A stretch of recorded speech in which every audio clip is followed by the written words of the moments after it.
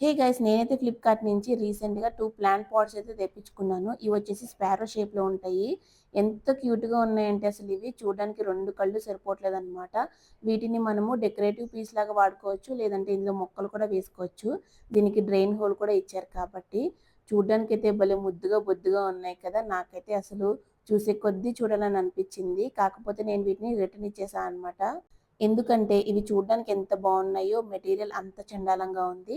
నేను సిరామిక్ అనుకుని ఆర్డర్ పెడితే ఒక డొక్కు ప్లాస్టిక్ మెటీరియల్‌తో చేసి పంపించారు. చాలా డెలికేట్‌గా ఉన్నాయి. చూస్తే మీరు ఆల్రెడీ ఒకటి బ్రోక్ అయిపోయింది.